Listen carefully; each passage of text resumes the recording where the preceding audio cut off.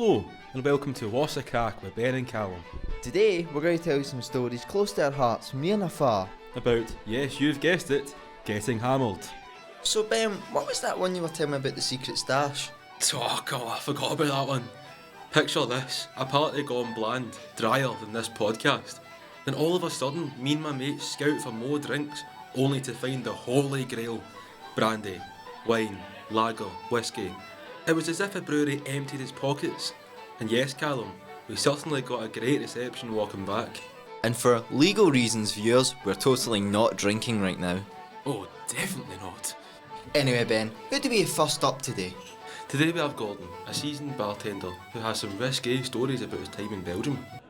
We're in Brussels, it's the first night, and the guy Graham Tim's like, it's your first night in Brussels, tomorrow's an easy day, we're not in until the afternoon. We had a meeting with one of the draft committee groups in the European Commission who are going to show us how the European Commission works, which for a politics student is pretty rock and roll.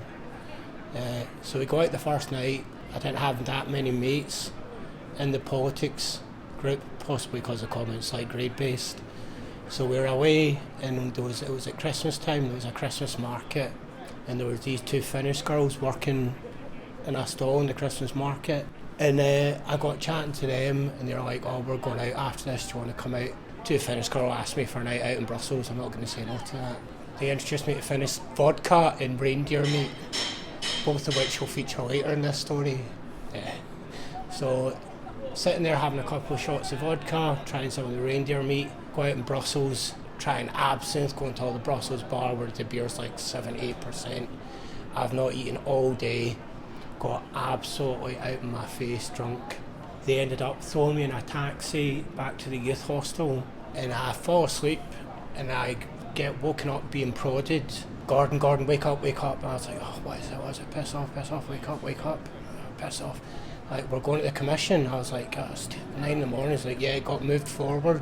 So the rest of the politics year group are already, Brussels has got a tube system. The rest of the year group are already waiting for the tube. I'm in the same clothes as the night before, still drunk. Go down to the tube. The politics guy, Graham Timms, is raging at me. The whole year group's raging at me. I got on the tube station, was about, call it, a dozen stops to the Parliament, to the committee, to the commission. And after about 3 stops, I started feeling really unwell. And I knew I was going to throw up. So at the next 6 stops, I would wait for the tube to stop. I would then run out the tube, throw up into a bin, and run back onto the tube before the doors closed. I had half a tube carriage to myself because I was such a riot.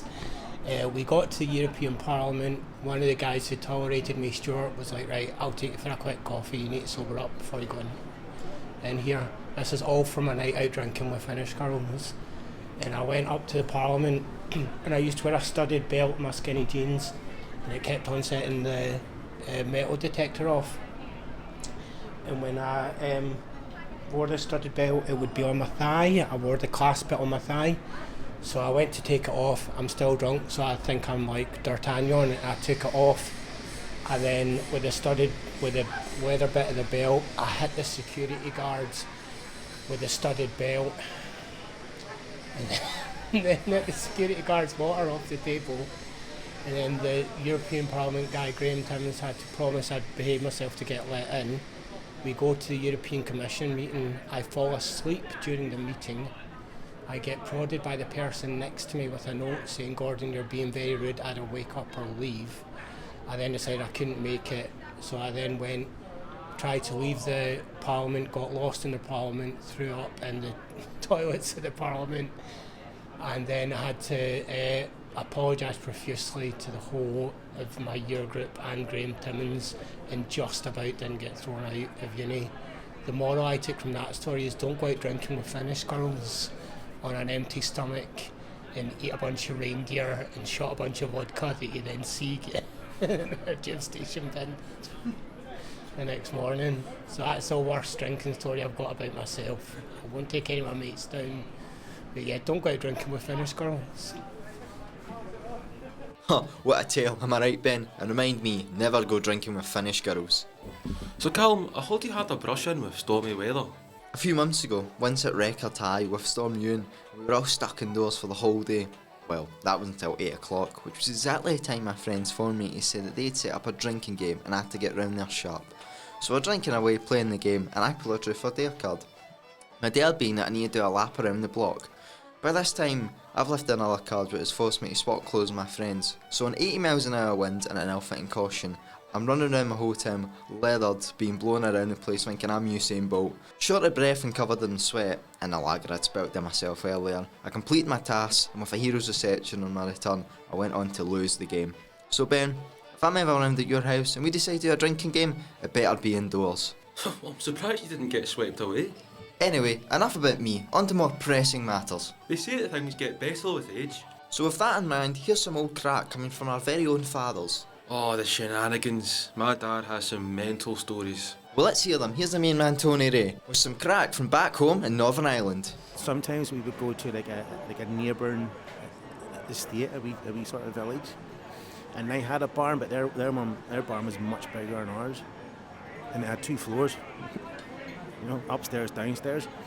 Now it was derelict as well. It had like half a roof, and you'd walk up the stairs and stuff, but you had to be very careful because when you walked up the stairs, go to the top floor, the floor was really, the wood was rotten and stuff. You really had to watch your step. So I remember one time, must have been about 15, 20 of us, and we're all just in wee groups, just having our beer. And I was standing beside 2 of my friends, and we were just chatting, having a beer, and I said, "All right, mate, do you want another beer?" So he goes, "Yes." So I bent down to my side and go to pick up, because my Craic was sitting beside me. So I bent down to pick up 2 beers, and I got up and I looked around, and he'd gone. He'd vanished. I was like, where the heck? And I looked down, he had fell through the floor, and he was lying down on the ground on the first floor, lying on his back. And we were all just looking down, laughing at him. And he says to me, "All right, mate, just throw the beer down." So I threw the beer, his can of beer down. He's just lying on his back, opens the can of beer and starts drinking it. What else? Yeah, there's from just weird things that just make you shake your head. It's like we were sitting in having a house party one night, and this guy comes into the house. He comes. I watched him. He comes in the back door. He lifts the cat and walks out the front door. Never said a word. Never looked at anybody. Just straight in the back and out the front with the person's cat. Like, what does that mean? I don't know. Some sort of ritual or something. I don't know. I told you, Callum, he's got some mental stories. Let's hear from your dad. Well, just put it this way, he got into a bit of a muddle and a puddle. Here's the mythical Jamie Stevenson. So, what about the time that we went to tea in the park and we'd be drinking all day? I can't even mind who was headlining.